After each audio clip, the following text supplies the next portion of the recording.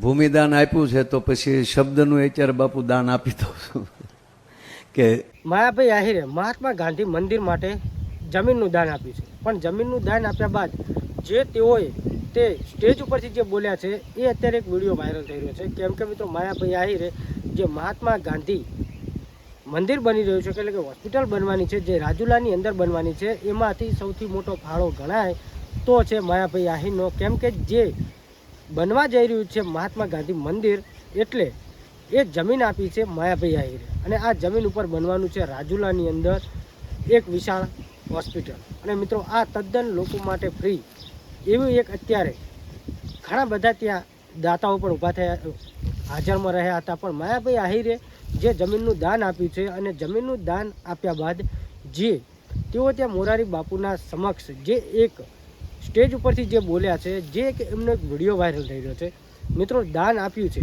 અને દાન આપ્યા બાદ જે તે બોલ્યા છે, દાનનું તો કે મેં વર્ષા કરી છે, પણ હવે હું મારા મુખેથી દાન આપ્યું છે તો હું બોલીશ પણ ખરો, આવા શબ્દો વાપરી અને એમનો એક વિડીયો વાયરલ થઈ રહ્યો છે. મિત્રો આ વિડીયોની અંદર માયાભાઈ આહિર શું કહેવા માગે છે? કેમ કે મિત્રો જે અત્યારે રાજુલાની અંદર જે મફત અને નિસ્વાર્થ સેવા માટે મહાત્મા ગાંધી મંદિર એટલે કે હોસ્પિટલ બનવા જઈ રહી છે, અને એનો મુખ્ય ફાળો જાય છે જમીનના દાતા માયાભાઈ આહિર ઉપર. મિત્રો ઘણા બધા ત્યાં લોકો હાજર હતા, પણ માયાભાઈ આહિરનો જ્યારે વારો આવે છે, જ્યારે તેઓ સ્ટેજ ઉપરથી શબ્દો બોલે છે, અને એમનો એક નાનકડી એવી વિડીયોની ક્લિપ વાયરલ થઈ રહી છે.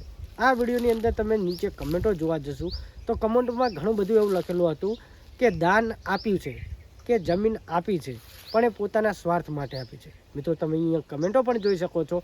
કેમ કે આ કમેન્ટોની અંદર એવું લખેલું છે કે માયાભાઈ બ્લેકમાંથી વ્હાઇટ કરવા માટે અહીંયા આ સંસ્થાની અંદર પૈસા મૂકે છે, એટલે કે દાન આપ્યું છે.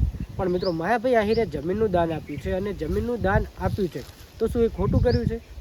કેમ કે જે અત્યારે એક સોશિયલ મીડિયાની અંદર એક વિડીયો વાયરલ થઈ રહ્યો છે માયાભાઈ આહિરનો, આ વિડીયોની અંદર મોસ્ટ ઓફલી એવી કમેન્ટો જોવા મળે છે કમેન્ટ બોક્સની અંદર કે માયાભાઈ આહિરે જે બ્લેક મની છે એને વ્હાઇટ કરવા માટે થઈ અને આ બધી સંસ્થાઓમાં ઇન્વેસ્ટ કરી રહ્યા છે, કે જે એમના બ્લેક મની છે. અને એવું પણ કહે છે કે જે પણ આ સંસ્થા બનશે, જે હોસ્પિટલ બનશે, જે મહાત્મા ગાંધી મંદિર બનવાનું છે, આ મંદિરના ટ્રસ્ટી પણ પોતે રહેશે, અને જે પણ અંદર સંચાલક હશે એ પણ એ પોતે રહેવાના છે. આવી મિત્રો આ વિડીયોની નીચે કમેન્ટો છે, તો તમે કમેન્ટો જુઓ. અને અત્યારે જે માયાભાઈ આહિરનું એક નિવેદન જે અત્યારે વાયરલ વિડીયો થઈ રહ્યો છે, જે મહાત્મા ગાંધી મંદિર માટે જે એમને જમીન ફાળવી છે, જે એનું એક વાત કરી છે, જે સ્ટેજ ઉપરથી જે બોલ્યા છે, એનું એક નાનકડી ક્લિપ વાયરલ થઈ રહી છે. એ ક્લિપ તમને હું બતાવવા માગું છું. તો શું મિત્રો ખરેખર દાન કરવું પણ અત્યારે ખોટું થઈ ગયું છે?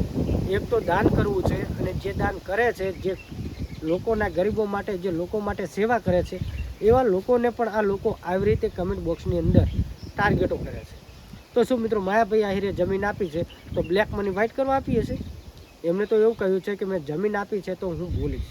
અને મિત્રો અત્યારે જે વિડીયો છે એ વિડીયોની નીચે તમે મોસ્ટ ઓફલી કમેન્ટો જોશો તો એ કમેન્ટોની અંદર માયાભાઈના વિરોધમાં જ કમેન્ટો છે.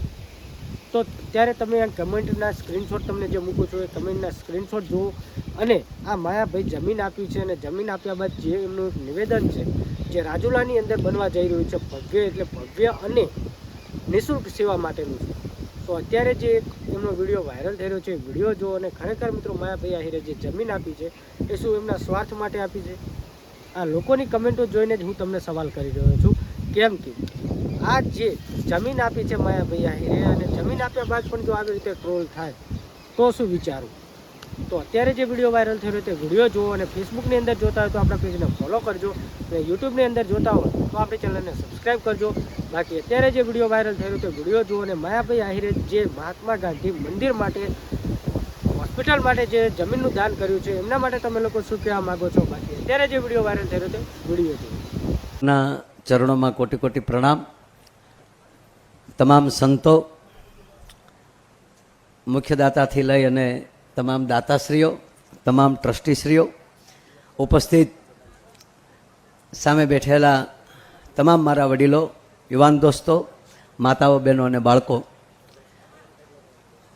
બસ બધાને જય શ્યારામ કહીને